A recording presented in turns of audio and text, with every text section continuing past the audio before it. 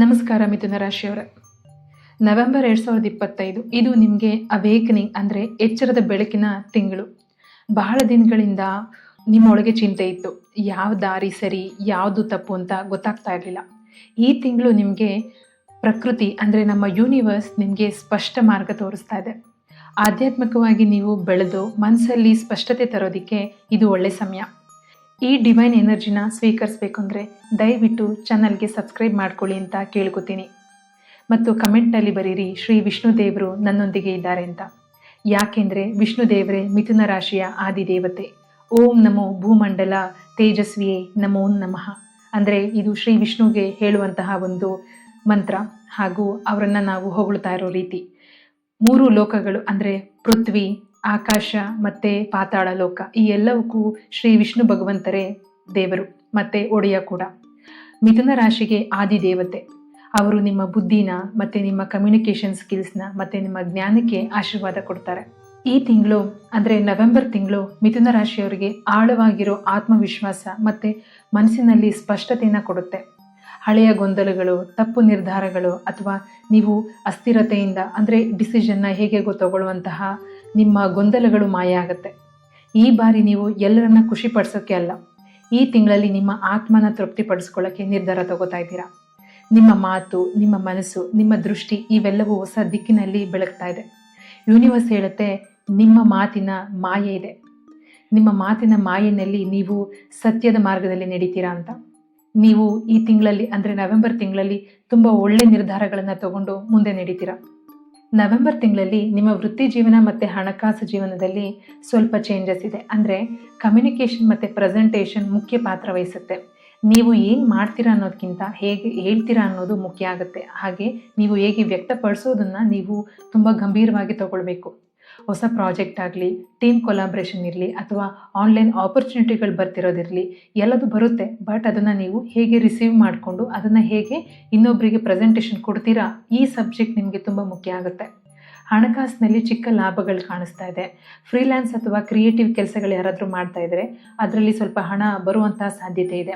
ಅಂದರೆ ಮತ್ತೆ ಖರ್ಚುಗಳನ್ನು ನೀವು ತಪ್ಪಿಸ್ಬೇಕು. ಏಕೆಂದರೆ ಫ್ರೀಲ್ಯಾನ್ಸಿಂಗ್ ಅಂತಂದಾಗ ಇವರು ನಿಮ್ಮನ್ನು ಅಲ್ಲಿ ಇಲ್ಲಿ ಕರಿತಾ ಇರ್ತಾರೆ. ಸೊ ನೀವು ಯಾವ್ದು ಅಗತ್ಯ ಇದೆ ಅದಕ್ಕೆ ಮಾತ್ರ ಗಂಭೀರವಾಗಿ ಸ್ವಲ್ಪ ಯೋಚನೆ ಮಾಡಿ ನಂತರ ನೀವು ಕೈ ಹಾಕಿ. ಇಲ್ಲಾಂತಂದರೆ ನೀವು ಹೋಗಿ ಬರೋ ಖರ್ಚುಗಳಿರ್ಬೋದು, ನಿಮ್ಮ ಕಾಲಿಂಗ್ ಇರ್ಬೋದು, ಏನೇನು ಹೊಸ ಖರ್ಚುಗಳು ಬರುವಂಥ ಚಾನ್ಸಸ್ ಇದೆ. ನೀವು ಅದನ್ನು ಸ್ವಲ್ಪ ಯೋಚನೆ ಮಾಡಿ ಖರ್ಚು ಮಾಡಬೇಕು. ಈ ತಿಂಗಳಲ್ಲಿ ನೀವು ನಿಧಾನವಾಗಿ ಲಾಭಗಳನ್ನು ನೋಡ್ತೀರಾ, ಬಟ್ ಲಾಭ ಬರುತ್ತೆ. ನಿಮ್ಮ ಬಾಸ್ ಅಥವಾ ನಿಮ್ಮ ಸಹೋದ್ಯೋಗಿಗಳು ಅಂದರೆ ನಿಮ್ಮ ಕೊಲೀಗ್ಸ್ಗಳೇನಿರ್ತಾರೆ ನಿಮ್ಮನ್ನು ಸ್ವಲ್ಪ ಹೊಗಳುತ್ತಾರೆ ಈ ತಿಂಗಳಲ್ಲಿ. ಮತ್ತು ನೀವು ಮಾಡೋ ಪ್ರತಿ ಕೆಲಸ ಕೂಡ ಸ್ವಲ್ಪ ಗೌರವ ತರುತ್ತೆ, ಅಂದರೆ ಮಾನ್ಯತೆ ಪಡ್ಕೊಳ್ಳುತ್ತೆ. ಪ್ರೀತಿ ಮತ್ತು ಸಂಬಂಧಗಳ ವಿಚಾರದಲ್ಲಿ ನವೆಂಬರ್ ಹೇಗಿರುತ್ತೆ ಅಂತ ನೋಡಿದ್ರೆ, ನಿಮ್ಮ ಹೃದಯ ಬಹಳ ಎಕ್ಸ್ಪ್ರೆಸಿವ್ ಆಗಿದೆ. ಅಂದರೆ ನೀವು ಭಾವನೆಗಳನ್ನು ಎಕ್ಸ್ಪ್ರೆಸ್ ಮಾಡ್ತಾ ಇದ್ದೀರಾ ತುಂಬ. ಆದರೆ ಈ ತಿಂಗಳು ಯೂನಿವರ್ಸ್ ಹೇಳ್ತಾ ಇದೆ ನಿಮಗೆ ಹೃದಯದ ಮಾತು ಕೇಳಿ, ಆದರೆ ಸ್ವಲ್ಪ ಅಹಂಕಾರ ಬೇಡ ಅಂತ ಕೂಡ ಹೇಳ್ತಾ ಇದೆ. ಹಳೆಯ ಮಿಸ್ಅಂಡರ್ಸ್ಟ್ಯಾಂಡಿಂಗ್ಸ್ಗಳು ಕ್ಲಿಯರ್ ಆಗೋ ಟೈಮ್ ಇದು. ಸಿಂಗಲ್ ಆಗಿದ್ದವರಿಗೆ ಸೋಷಿಯಲ್ ಮೀಡಿಯಾ ಅಥವಾ ಈವೆಂಟ್ಗಳು ಅಂದರೆ ಯಾವುದಾದ್ರೂ ಪ್ರೋಗ್ರಾಮ್ನಲ್ಲಿ ನಿಮಗೆ ಯಾರಾದರೂ ಮನಸ್ಸಿಗೆ ಹತ್ತಿರ ಆಗ್ಬೋದು. ಮತ್ತು ಕಪಲ್ಸ್ಗಳು ಈಗ ಆಲ್ರೆಡಿ ಪ್ರೀತಿ ಪ್ರೇಮದಲ್ಲಿ ಇರೋವಂಥವ್ರಿಗೆ ಹಾನೆಸ್ಟ್ ಕಾನ್ವರ್ಸೇಷನಿಂದ ಸಂಬಂಧ ಇನ್ನೂ ಬಲವಾಗುತ್ತೆ. ನಿಮ್ಮ ಮಾತು ತುಂಬ ಹತ್ತಿರದಲ್ಲಿರೋರಿಗೆ ಮನಸ್ಸಲ್ಲಿ ಖುಷಿ ಕೊಡುತ್ತೆ. ಮತ್ತು ಆ ಕತ್ತಲೆ ಏನಾದರೂ ಮುಂಚೆ ಇತ್ತು ಅಂತಂದರೆ ಅದನ್ನು ಕೂಡ ಅದು ನಿವಾರಣೆ ಮಾಡುತ್ತೆ. ಆದ್ದರಿಂದ ಎಚ್ಚರದಿಂದ ಮಾತಾಡಬೇಕು. ಏನು ಮಾತಾಡ್ತಿದ್ದೀರಾ ಅದ್ರ ಮೇಲೆ ಗಮನ ಇಟ್ಟು ಯಾವತ್ತೂ ಮನಸ್ಸಿನಲ್ಲಿರುವಂಥ ಎಮೋಷನ್ಸ್ನ ವ್ಯಕ್ತಪಡಿಸಿ ಅಂತ ಕೇಳ್ಕೊತೀನಿ. ಆರೋಗ್ಯ ಮತ್ತು ಮನಃಶಾಂತಿ ವಿಚಾರದಲ್ಲಿ ನವೆಂಬರ್ ಹೇಳ್ತಾ ಇದೆ ನಿಮ್ಮ ಮನಸ್ಸು ಈ ತಿಂಗಳಲ್ಲಿ ಹೆಚ್ಚು ಓಡಾಟನ ಬಯಸ್ತಾ ಇದೆ. ಯೂನಿವರ್ಸ್ ಹೇಳುತ್ತೆ ಚಿಂತೆಯನ್ನು ಕಡಿಮೆ ಮಾಡಿ ಧ್ಯಾನನ ಜಾಸ್ತಿ ಮಾಡಿ ಅಂತ.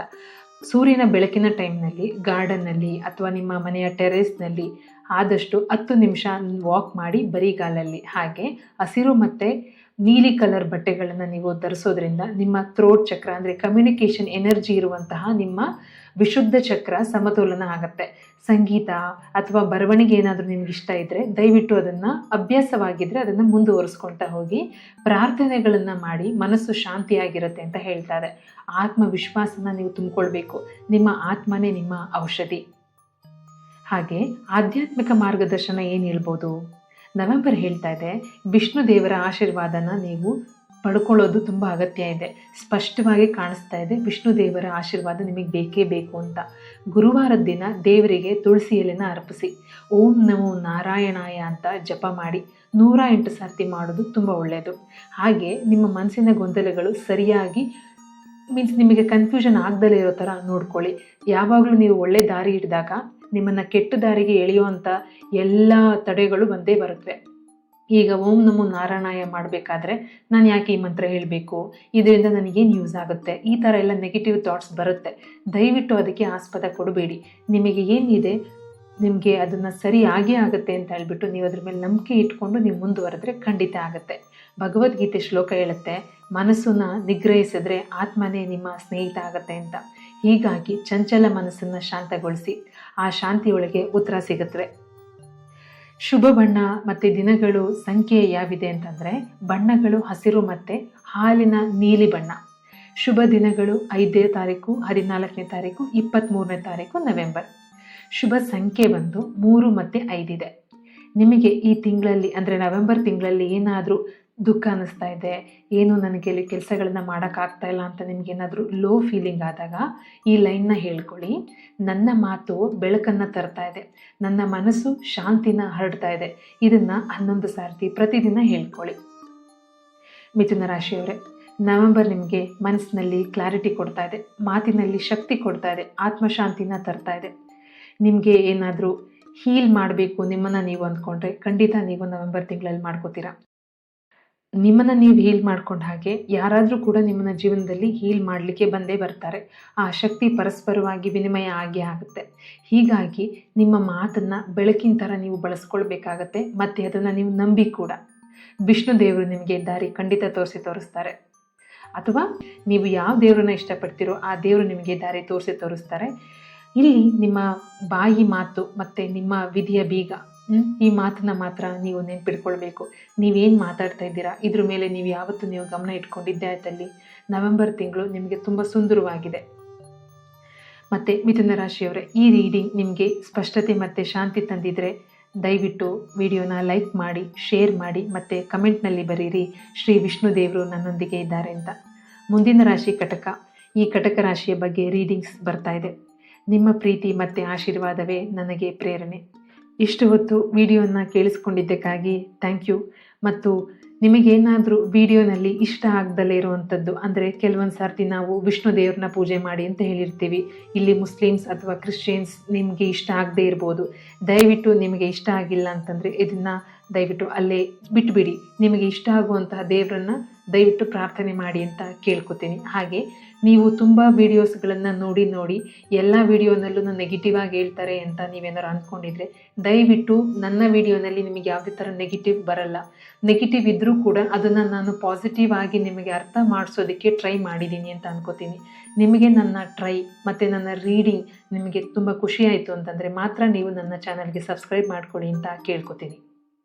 ಎಲ್ಲರಿಗೂ ಒಳ್ಳೆಯದಾಗಲಿ ವೀಕ್ಷಕರೇ. Thank you for watching.